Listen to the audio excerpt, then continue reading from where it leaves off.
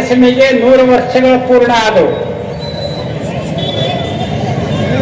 ಆ ನಿಮಿತ್ತ ಇಡೀ ದೇಶಾದ್ಯಂತ ಅನೇಕ ಕಾರ್ಯಕ್ರಮಗಳನ್ನ ಪೂರ್ಣ ವರ್ಷ ಪೂರ್ತಿ ಮಾಡ್ತಾ ಇದ್ದೇವೆ. ಈ ಹಿಂದೂ ಸಮ್ಮೇಳನ ಮಾತ್ರ ಸಂಘದ ಹೆಸರಿಲ್ಲದೆ ಇಡೀ ಸಮಾಜದ ಜನನೇ ಆಚರಿಸಬೇಕು ಈ ಉದ್ದೇಶದಿಂದ ಇದಕ್ಕೆ ಸಂಘದ ಹೆಸರನ್ನು ಕೊಟ್ಟಿಲ್ಲ. ಸಂಘ ಸಂಸ್ಥಾಪಕ ಡಾಕ್ಟರ್ ಹೆಡ್ಗೇವಾರ್ 1920ರವರೆಗೂ ಕಾಂಗ್ರೆಸ್ಸಿನಲ್ಲೇ ಕೆಲಸ ಮಾಡ್ತಾ ಇದ್ರು.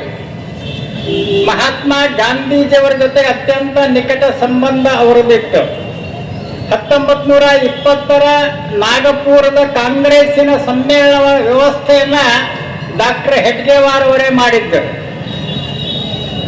ಆದರೆ ಮಹಾತ್ಮ ಗಾಂಧೀಜಿಯವರು ಹೋಗ್ತಾ ಇರುವಂತಹ ದಾರಿಯನ್ನ ನೋಡಿ ಮಹಾತ್ಮ ಗಾಂಧೀಜಿಯವರು ಮುಸಲ್ಮಾನರನ್ನ ಓಲೈಸುವುದರಲ್ಲೇ ಸಮಯವನ್ನ ಕಳೀತಾ ಇದ್ರು.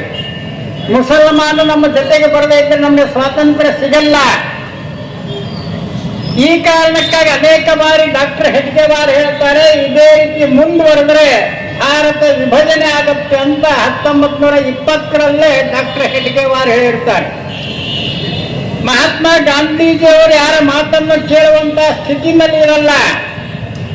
ಹೀಗಾಗಿ ಹಿಂದೂಗಳ ಹಿತಕ್ಕಾಗಿ, ಹಿಂದೂಗಳ ಸ್ವಾಭಿಮಾನಕ್ಕಾಗಿ ರಾಷ್ಟ್ರೀಯ ಸ್ವಯಂ ಸೇವಕ ಸಂಘವನ್ನ ಪ್ರಾರಂಭ ಮಾಡ್ತಾರೆ.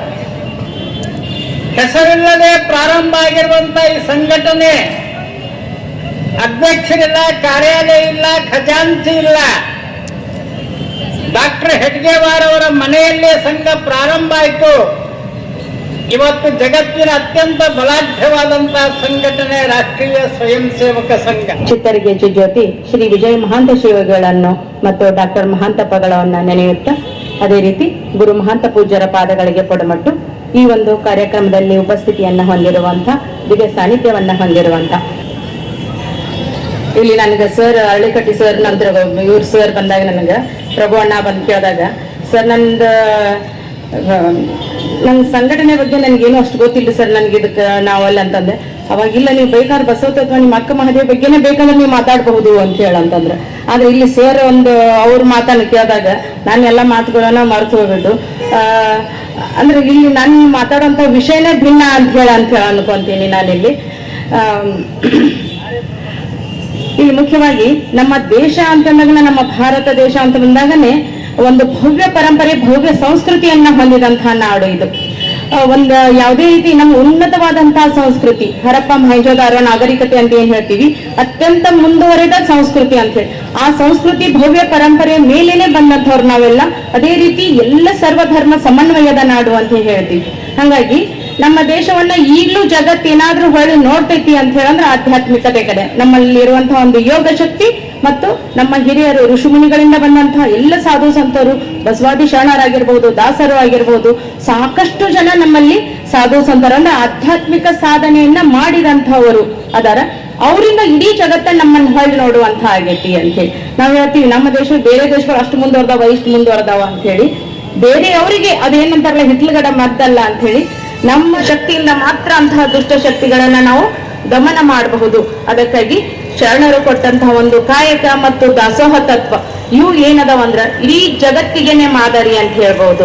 ಅದಿಲ್ದೇನೆ ನಾವು ನಮ್ಮ ಜೀವನವನ್ನ ಸರಳವಾಗಿ, ಸಮರ್ಥವಾಗಿ, ಸಶಕ್ತವಾಗಿ ಮಾಡ್ಕೊಳ್ಳೋದಕ್ಕೆ ಸಾಧ್ಯ ಇಲ್ಲ ಅಂತ ಹೇಳಿ. ಹಾಗಾಗಿ ನಾವು ಒಂದು ಮಾತನ್ನ ಇಲ್ಲಿ ಬಸವತತ್ವದಲ್ಲಿ ಹೇಳ್ತೀವಿ, ಸತ್ಯ ಶುದ್ಧ ಕಾಯಕ, ನಿತ್ಯ ಲಿಂಗಾರ್ಚನೆ, ಭಕ್ತಿಯ ದಾಸೋಹ ಅಂತೇಳಿ. ಪ್ರತಿಯೊಬ್ಬ ವ್ಯಕ್ತಿಗೂ ಒಂದು ಸತ್ಯ ಶುದ್ಧವಾದಂತಹ ಒಂದು ಕಾಯಕ ಬೇಕೇ ಬೇಕು. ಅದೇ ರೀತಿ ನನ್ನ ಧರ್ಮದ ಆಚರಣೆ ಅಂತೇಳಿ, ನೀವು ಯಾವುದೇ ಒಂದು ಹಿಂದಿನಿಂದ ನಮ್ಮ ಹಿರಿಯರಿದ್ದ ಕಾಲದಿಂದ ನಡ್ಕೊಂಡು ಬಂದಂತಹ ಯಾವುದೇ ಒಂದು ಆಚರಣೆ ಇರಬಹುದು, ಅವುಗಳನ್ನ ನಿಷ್ಠೆಯಿಂದ ನಾವು ಪಾಲಿಸುವಂತಹದ್ದು ಅಂತ ಹೇಳಿ. ಆ ಆಚರಣೆಗೆ ಧಕ್ಕೆ ಅಥವಾ ನಿಷ್ಠೆಯಿಂದ ನಾವು ನಡ್ಕೋದೇ ಇದ್ದಾಗ ಬಸವಣ್ಣವ್ರು ಇನ್ನೊಂದು ಮಾತನ್ನ ಹೇಳ್ತಾರೆ, ಲಾಂಛನಕ್ಕೆ ಶರಣೆಂಬೆ, ಲಾಂಛನಕ್ಕೆ ತನಕ ಅರಿವು ಆಚಾರ ಇಲ್ಲದಿದ್ದರೆ ನೀ ಸಾಕ್ಷಿಯಾಗಿ ಚೀಯಂಬೆ ಅಂತ ಹೇಳ್ತಾರೆ. ಅಂದ್ರೆ ನನ್ನ ಧರ್ಮದ ಲಾಂಛನ, ನಾನು ಈಗ ವಿಭೂತಿ ಧಾರಣೆ ಮಾಡ್ಬೋದು, ಲಿಂಗ ಧಾರಣೆ ಮಾಡ್ಬೋದು, ಇನ್ನೊಬ್ರು ಏನೋ ಜನಿವಾರ ಹಾಕೋದು, ನಿಮ್ಮ ಧರ್ಮ ನಮಗ್ ಶ್ರೇಷ್ಠ.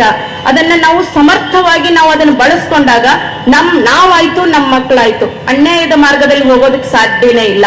ಅದಕ್ಕಾಗಿ ನಮಗ್ ಧರ್ಮ ನಮ್ಮನ್ನ ಎಷ್ಟು ಕಾಯ್ತೈತಿ, ನಮ್ಮನ್ನ ಎಷ್ಟು ರಕ್ಷಣೆ ಮಾಡ್ತೈತಿ ಅಂತ ಹೇಳಂದ್ರ ನಮ್ಮಿಂದ ಎಳ್ಳಷ್ಟು ತಪ್ಪಾಗದೆ ಇರೋ ರೀತಿ, ನಮ್ಮಿಂದ ದ್ರೋಹ ಮೋಸ ಆಗದೆ ಇರೋ ರೀತಿ ನೋಡ್ಕೊಂತೈತಿ. ಅದಕ್ಕಾಗಿ ನಾನು ಧರ್ಮ ಮಾರ್ಗದಲ್ಲಿ ಸಾಕ್ಬೇಕು ಅಂತ ಹೇಳಂದ್ರ ನನ್ನಿಂದ ನಮ್ಮ ಹಿರಿಯರಿಂದ ಬಂದಂತ ಒಂದು ಸಂಸ್ಕೃತಿ, ಪರಂಪರೆ, ಸಂಸ್ಕಾರ ಏನೈತಿ ಅದನ್ನ ಮುಂದುವರಿಸ್ಕೊಂಡು ಹೋಗೋದು ನಮ್ಮೆಲ್ಲರ ಜವಾಬ್ದಾರಿ. ಒಂದು ಸುತ್ತಲಿರುವ ವೈರಿ ರಾಷ್ಟ್ರಗಳು ಏನೇನು ಮಸಲತ್ತನ್ನ ಮಾಡ್ತಾ ಇವೆ, ದೇಶದಲ್ಲಿ ಹಿಂದೂ ವಿರೋಧಿ ಮನಸ್ಥಿತಿಯ ಜನ ಎಂತೆಂಥ ಷಡ್ಯಂತ್ರಗಳನ್ನು ಮಾಡ್ತಾ ಇದ್ದಾರೆ. ಯಾಕೆ ದೇಶಾದ್ಯಂತ ಹಿಂದೂ ಮಹಾಶೋಭಾಯಾತ್ರೆಗಳ ಇಂದಿನ ಸ್ಥಿತಿಗತಿಯಲ್ಲಿ ಅವಶ್ಯಕತೆ ಇದೆ ಮತ್ತು ಈ ಹಿಂದೂಗಳ ಈ ಸಭೆಗಳು ಮತ್ತು ಜಾಗೃತಿ ಸಭೆಗಳು, ಈ ಸಮಾವೇಶಗಳು ಯಾಕೆ ಆಗಬೇಕನ್ನುವುದನ್ನ ಇವತ್ತು ನಮಗೆ ವಕ್ತಾರಾಗಿ ಆಗಮಿಸಿರುವಂತಹ ಸನ್ಮಾನ ಶ್ರೀ ದಿಲೀಪ್ ವರ್ಣೇಕರ್ ಮಹನೀಯರು ಬಹಳಷ್ಟು ಮನಸ್ಸಿಗೆ ಮುಟ್ಟುವ ಹಾಗೆ, ಹೃದಯಕ್ಕೆ ಮುಟ್ಟುವ ಹಾಗೆ, ನಮ್ಮ ಗ್ರಾಮೀಣ ಭಾಷೆಯಲ್ಲಿ ಹೇಳ್ಬೇಕಂದ್ರೆ ತಲೆಗೆ ಬಡಿಯುವ ಹಾಗೆ ಅಷ್ಟೊಂದು ಅದ್ಭುತವಾದಂತ ನಮಗೆ ವಿಷಯವನ್ನು ಮುಂದುವರಿಸಿದ್ದಾರೆ. ಅದೇ ರೀತಿ ಮಾತೆಯವರು ಕೂಡ ಕಾಯಕ ಮತ್ತು ದಾಸೋಹದ ಅವಶ್ಯಕತೆ ಮತ್ತು ನಮ್ಮ ಧರ್ಮ ಸೂಕ್ಷ್ಮತೆ ಬಗ್ಗೆಯೂ ಕೂಡ ಬಹಳಷ್ಟು ಸೂಕ್ಷ್ಮತೆಯಿಂದ ನಮಗೆ ಎಚ್ಚರಿಸಿದ್ದಾರೆ. ಈ ಭಾರತ ದೇಶದ ಬಹುಸಂಖ್ಯಾತರು ಸನಾತನ ಧರ್ಮಿಗಳು. ಈ ಹಿಂದೂಸ್ತಾನವನ್ನ ಈಗಿನ ಸ್ಥಿತಿಯಲ್ಲಿ ಯಥಾಸ್ಥಿತಿಯಲ್ಲಿ ಉಳಿಸಿಕೊಳ್ಳಲು ಸದಾ ನಮ್ಮ ಹಿಂದೂ ಬಂಧುಗಳನ್ನು ಮೇಲಿಂದ ಮೇಲೆ ಈ ರೀತಿ ಸಭೆ ಸಮಾರಂಭಗಳು, ಶೋಭಾಯಾತ್ರೆಗಳು ಮತ್ತೆ ಸಾಂಸ್ಕೃತಿಕ ಕಾರ್ಯಕ್ರಮಗಳಿಂದ ನಾವು ಸದಾ ಜಾಗೃತಗೊಳಿಸುತ್ತಲೇ ಇರಬೇಕಾಗತ್ತ. ಇದು ಬಹಳ ಕಾಲದಿಂದಲೂ ಇದೊಂದು ಸ್ವಲ್ಪ ಅನಿವಾರ್ಯ ಆಗೈತೆ ನಮಗೆ. ಇವತ್ತು ನಮ್ಮ ಭಾರತ ದೇಶದ ಸಂಸ್ಕೃತಿ ಉಳಿಸಬೇಕಾಗಿದೆ. ನಮ್ಮ ಸಂಸ್ಕೃತಿ ಹದಗೆಟ್ಟು ಹೋಗ್ತಾ ಇದೆ. ಯಾರ ಹಣಿನ ಕುಂಕುಮ ಇದೆ ಹೇಳಿ ನೋಡೋಣ, ಯಾರ ಕೈ ಬರಗ ಬಳಿ ಇದೆ ಹೇಳಿ ನೋಡೋಣ, ಯಾವ ತಾಯಿಂದರ ತೆಲಿದಾಗ ಸೆರಗದ ಹೇಳಿ ನೋಡಿರೋ. ಇವತ್ತು ವಿದೇಶವರು ಬಂದು ಹಂಪಿ ಒಳಗೇನಪ್ಪಾ ಅಂತ ಕೇಳಿದ್ರೆ ಸೀರೆ ಉಟ್ಕೊಂಡು ಕೈಯ ಬಳಿ ಇಟ್ಕೊಂಡು ಹಣಿನಾಗಿ ಬತ್ತಿ ಕುಂಕುಮ ಹಚ್ಕೊಂಡು ಫೋಟೋ ತೆಗೆಸ್ಕೊಂಡು ಹೋಗ್ತಾರ. ನಮ್ಮ ಭಾರತ ದೇಶದ ಸಂಸ್ಕೃತಿ ಅವ್ರು ಕಲಿತಾ ಇದ್ದಾರೆ. ಅವ್ರ ಸಂಸ್ಕೃತಿ ನಮ್ಮ ದೇಶದಲ್ಲಿ ನಡೀತಾ ಇದೆ. ಇವತ್ತು ಹೆಣ್ಣು ಯಾವುದು ಗಂಡು ಯಾವುದು ಗೊತ್ತಾಗ್ತಾ ಇಲ್ಲ. ಹೆಣ್ಮಕ್ಳೇ ಪ್ಯಾಂಟ್ ಶರ್ಟ್ ಹಾಕೊಂಡು ಅಡ್ಡಾಡಕತ್ತಾರೆ. ಇವತ್ತು ನಮ್ಮ ಮನೆ ಒಳಗೆ ನಮ್ಮ ಮಕ್ಕಳಿಗೆ ಯಾವ ರೀತಿ ಸಂಸ್ಕಾರ ಕೊಡ್ಬೇಕಂತ ಗೊತ್ತಿಲ್ಲ.